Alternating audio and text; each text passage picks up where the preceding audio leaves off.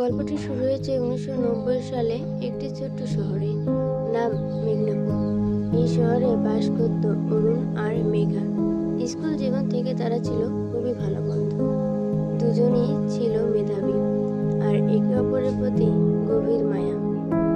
সে সময় অনেক ভালো মুহূর্ত তারা একসাথে কাটিয়েছে। স্কুল শেষে বিকেলে নদীর ঘাটে হাঁটা, গাছের ছায়ায় বসে গল্প করা আর একে অপরকে নিয়ে ভবিষ্যতের স্বপ্ন দেখা, এমন সব স্মৃতিতে ভরা ছিল তাদের সময়। কিন্তু কলেজে উঠতেই তারা ভিন্ন শহরে চলে গেল।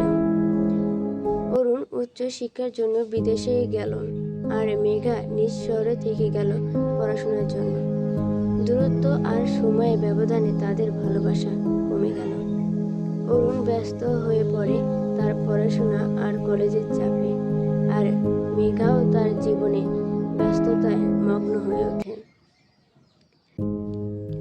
কয়েক বছর পর অরুণ দেশে ফিরে এলো। তার মনে হলো সে মেঘার সাথে দেখা করবে, পুরনো বন্ধুকে নতুন করে চিনবে। অনেক খোঁজাখুঁজি করে একদিন সে মেঘার ঠিকানা পেল। সে মেঘার বাড়িতে গিয়ে দেখে মেঘা এখন একটি স্কুলে শিক্ষকতা করছে এবং সে বিবাহিত। মেঘার স্বামী আর সন্তানও ছিল। মেঘা অরুণকে দেখে খুব খুশি হলো। তারা অনেকক্ষণ ধরে কথা বলল, পুরনো দিনের স্মৃতি স্মরণ করলো।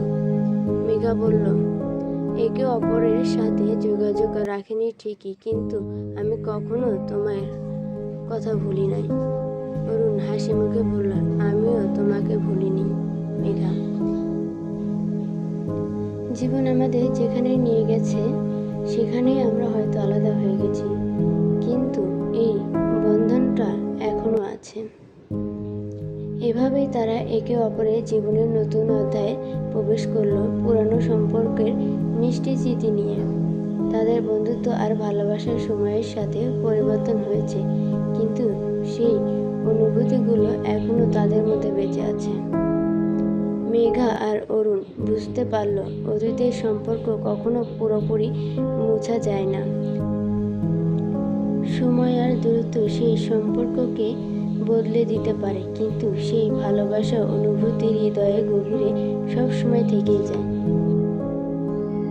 আজকের মতন এইটুকু। অন্য কোনো দিন আসবো অন্য কোনো গল্প নিয়ে। আল্লাহ হাফেজ।